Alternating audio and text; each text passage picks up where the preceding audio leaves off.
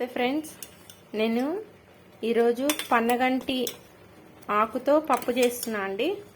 ఇలా ఫస్ట్ అయితే మనం పప్పు వేసుకొని పన్నగంటి ఆకుకూర సన్నగా ఒక 2 కట్టలు తీసుకున్నాను. నేనైతే సన్నగా తరిగి ఇలా వేసుకున్నాను. ఒక ఆనియన్, ఒక టమోటా, పచ్చిమిర్చి, కొంచెం పసుపు, కొంచెం జీలకర్ర.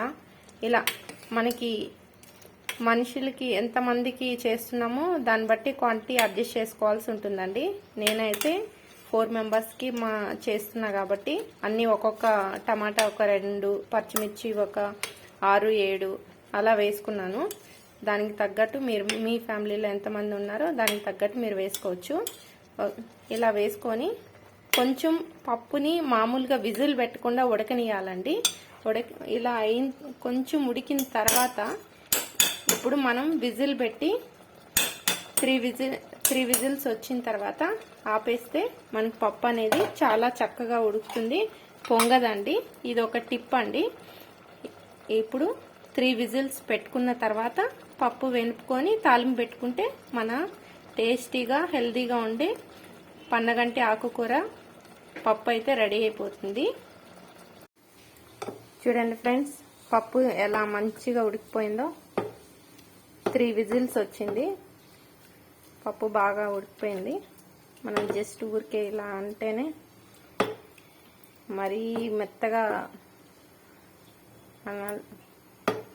మెదుపుకోవాల్సిన అవసరం లేదండి. కొంచెం అలా కచ్చపచ్చ ఉంటేనే బాగుంటుంది పప్పు అనేది. ఇప్పుడు తాలింపు పెట్టుకోవాలి. కొంచెం చింతపండు పులుసు అయితే పోసుకుంటున్నా అండి. అంతే అండి. వేడివేడి అన్నంలో కొంచెం నెయ్యి వేసుకొని పప్పు తింటే చాలా టేస్టీగా ఉంటుంది. బ్రేక్ఫాస్ట్లో కూడా దోశ, చపాతీ దేంట్లోకైనా మనం సర్వ్ చేసుకోవచ్చండి. మీకు నచ్చితే ఒక లైక్ చేసి, షేర్ చేసి, సబ్స్క్రైబ్ చేయండి.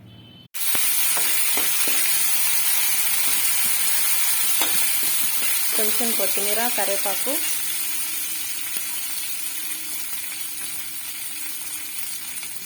కొంచెం కారం,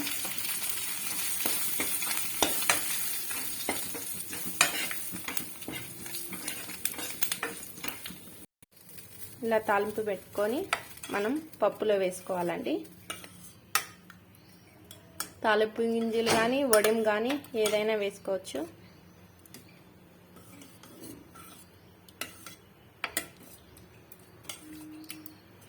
మేమైతే పప్పు లూజ్గా తింటాం కాబట్టి కొంచెం వాటర్ అయితే నేను యాడ్ చేసుకున్నాను.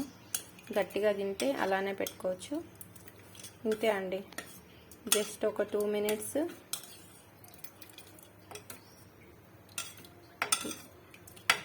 వేడి చేసుకొని ఆపేస్తే టేస్టీగా ఉండే పన్నగంటి కూర పప్పు అయితే రెడీ అయిందండి.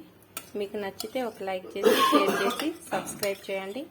చాలా ఈజీగా, చాలా క్విక్గా ఎవరైనా చేసుకోవచ్చండి. చాలా హెల్తీ రెసిపీ. Thank you.